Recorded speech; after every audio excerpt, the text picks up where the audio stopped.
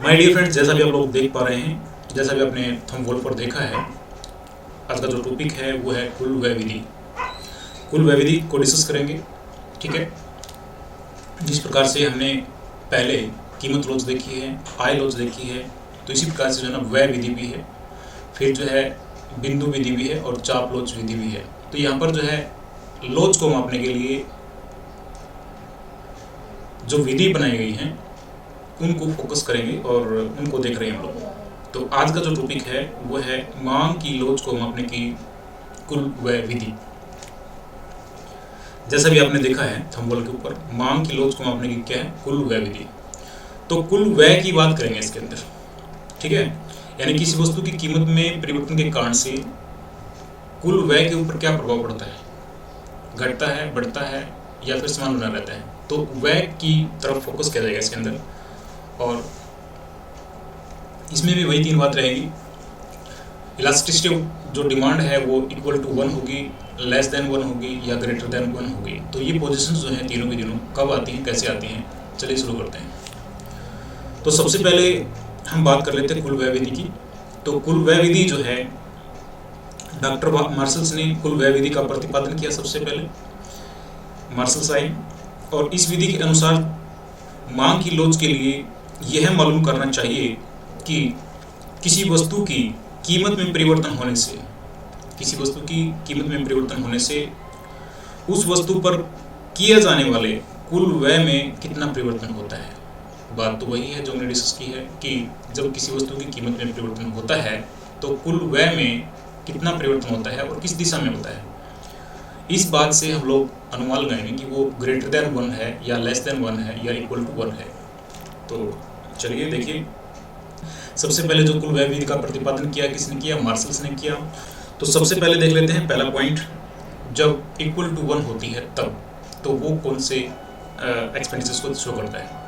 देखिए, जब किसी वस्तु की कीमत कम होती है या फिर अधिक होती है, कम होने पर या अधिक होने पर कुल व्यय के ऊपर कोई फर्क नहीं पड़ता, तो उसको हम लोग कहेंगे इलास्टिसिटी ऑफ डिमांड जो है इक्वल टू 1 है, अकॉर्डिंग टू व्यय विधि के द्वारा। ठीक है, व्यय विधि के द्वारा जब किसी वस्तु की कीमत कम होती है या फिर अधिक होती है तो कुल व्यय के ऊपर जब कोई फर्क नहीं पड़ता, तो उस स्थिति में जो हमारी कुल व्यय विधि के अकॉर्डिंग जो लॉज रहती है वो क्या रहती है, इक्वल टू 1।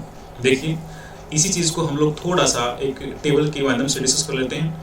ये जो टेबल दिखाई गई है इसके अंदर हमने ये लिया है प्राइस, ठीक है, और ये क्वांटिटी लिया है, ये एक्सपेंडिचर लिया है। अब स्टार्टिंग की जो प्राइस है अपने पास में वो है 2 रुपये। जब प्राइस 2 रुपये की होती है, जब कीमत जो है 2 रुपये होती है तो क्या होता है, जब कीमत 2 रुपये होती है तो क्वांटिटी कितनी लेता है, 4 लेता है, और टोटल एक्सपेंडिचर जो रहता है वो कितना रहता है, 8 रहता है। ठीक है, जैसे ही प्राइस 2 से अगर बढ़ जाए, यानी कि 2 से 4 रुपये हो जाए, तो कुल व्यय जो है क्या बोलते हैं, क्वांटिटी उस पोजीशंस में क्या करता है, 2 लेता है, और कुल व्यय कितना रहता है, 8 रहता है। ठीक है, ऐसे ही प्राइस जो है 2 से कम हो जाती है, यानी कि 1 हो जाती है, तो कुल क्वांटिटी जो है, यानी जो क्वांटिटी लेता है तब वो 8 लेता है। तो इस पोजीशन में भी क्या होता है, कुल व्यय जो है वो 8 बना रहता है। ठीक है, यानी ये जो टेबल है हमने इस प्रकार से डिजाइन की गई है कि प्राइस के कम होने पर प्राइस यहाँ पर कम हो जाती है, यहाँ पर प्राइस बढ़ जाती है। इस प्राइस के बढ़ने का या घटने का कुल व्यय के ऊपर कोई फर्क नहीं पड़ता, ये बिल्कुल समान बना रहता है, इक्वल बना रहता है। ठीक है, तो ये पोजीशन दिखाती है इलास्टिसिटी ऑफ डिमांड जो है इक्वल टू 1 है। जब कीमत में कमी होने पर या वृद्धि होने पर कुल व्यय में, यानी जो एक्सपेंडिचर्स है, कुल व्यय के अंदर कोई किसी प्रकार का परिवर्तन नहीं आता, तो इस पोजीशंस को हम लोग बोलते हैं इलास्टिसिटी ऑफ डिमांड जो है इक्वल टू 1 है। नेक्स्ट पॉइंट में क्या है, जब कीमत कम होती है, जब कीमत कम होती है तो कुल व्यय क्या होता है, बढ़ जाता है, या कीमत बढ़ती है तो कुल व्यय घट जाता है। ठीक है, इसका मतलब ये हुआ कि कीमत तथा कुल व्यय में विपरीत संबंध होता है, नेगेटिव रिलेशंस होता है। तो इस प्रकार की जब पोजीशन शो हो, कीमत के बढ़ने पर कुल व्यय घट जाता है और कीमत के घटने पर कुल व्यय बढ़ जाता है, यानी कि जो रिलेशंस है वो विपरीत है, ठीक है, नेगेटिव रिलेशंस है। तो ये नेगेटिव रिलेशंस क्या शो करता है, ये दिखाता है लॉस जो है वो ग्रेटर देन 1 है, ठीक है माय डियर। यानी लॉस जो होगी वो क्या होगी, ग्रेटर देन 1 होगी। कीमत के बढ़ने पर कुल व्यय कीमत के बढ़ने पर कुल व्यय क्या हो जाएगा, घट जाएगा, और कीमत के घटने पर कुल व्यय बढ़ जाएगा। देखिए टेबल हमने जो डिजाइन की गई है, अब यहाँ पर जो है प्राइस जो है, पहली प्राइस अपने पास में 2 है और क्वांटिटी 4 लेता है, कुल जो एक्सपेंडिचर है अपना वो एक्सपेंडिचर कितना है, 8 है। जैसे ही प्राइस 2 से बढ़ करके 4 हो जाती है, ठीक है, प्राइस बढ़ गई तो क्वांटिटी कितनी लेता है, 4 के स्थान पर 1 लेता है, तो कुल व्यय कितना होता है, 4 होता है। पहले कितना होता था, 8 होता था, अब कितना होता है, 4 होता है। क्या हुआ, प्राइस 2 की बजाय बढ़ गई है, लेकिन एक्सपेंडिचर्स क्या हो गया, घट गया है, नेगेटिव आ गया है। यानी कि मतलब क्या है कि इनका रिलेशन जो है वो नेगेटिव है। प्राइस बढ़ती है तो एक्सपेंडिचर्स घटता है। दूसरी दिशा में देखिए, अगर हम लोग 2 की बजाय प्राइस जो है 1 कर देते हैं, यानी कि प्राइस जो है डाउन आ जाती है, नीचे आ जाती है, तो कुल एक्सपेंडिचर जो है वो क्या होता है, ऊपर चला जाता है, यानी कि 8 की बजाय 10 हो जाता है।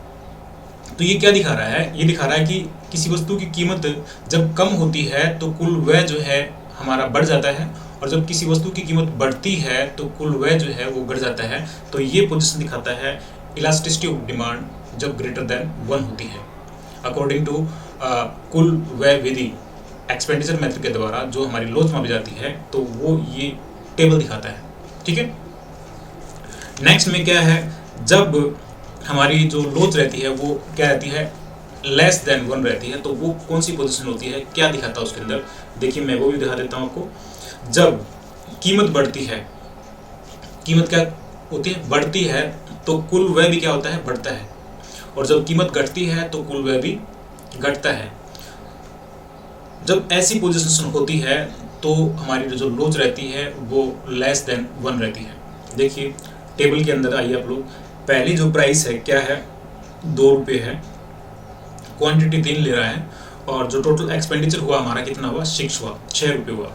लेकिन अब 2 से कीमत जो है बढ़ करके कितनी हो जाती है, 4 हो जाती है।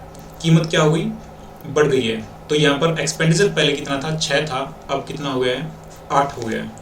यानी कि जो कुल व्यय है वो कीमत के बढ़ने पर बढ़ गया है, ठीक है। दूसरी दिशा में देखते हैं, जब 2 रुपये की कीमत थी तब 6 लेता था, लेकिन अब कीमत जो है 4 से 2 से घट करके 1 हो गई है, तो यहाँ पर कुल एक्सपेंडिचर जो है वो 6 की बजाय जो है ना 4 हो गया है। क्या दिखा रहा है इसके अंदर इसके अंदर दिखा रहा है कि जब कीमत बढ़ती है ना तो कुल व्यय भी बढ़ जाता है, और जब कीमत घटती है तो कुल व्यय भी घट जाता है। तो ये जो दिखाएगा, ये दिखाएगा हमारा इक्वल टू नहीं, लेस देन 1। जब हमारी लॉस जो होगी लेस देन 1 होगी, तो उस पोजीशन में जो है ना जो प्राइस का और एक्सपेंडिचर का रिलेशन है वो बिल्कुल सेम रहेगा, ठीक है।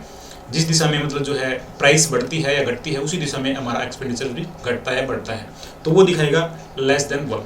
तो ये थी हमारी कुल व्यय विधि के अकॉर्डिंग जो लॉस मापी जाती है, इक्वल टू 1 कब होती है और लेस देन 1 कब होती है, या फिर ग्रेटर देन 1 कब होती है। तो यहाँ जो हमारी इक्वल टू 1 रहती है उसको तो हम लोग हमें पता ही है, वो तो यूनिट होती है, इकाई लॉस होती है, और जो ग्रेटर देन 1 होती है वो लॉसदार होती है, ठीक है। और जो लेस देन 1 रहती है वो क्या रहती है, बेलॉसदार रहती है। इनके ये नाम आप लोग समझ सकते हैं, इन नामों से भी ये जाने जाते हैं। तो ये था हमारा मांग की लॉस मापने की जो कुल व्यय विधि है वो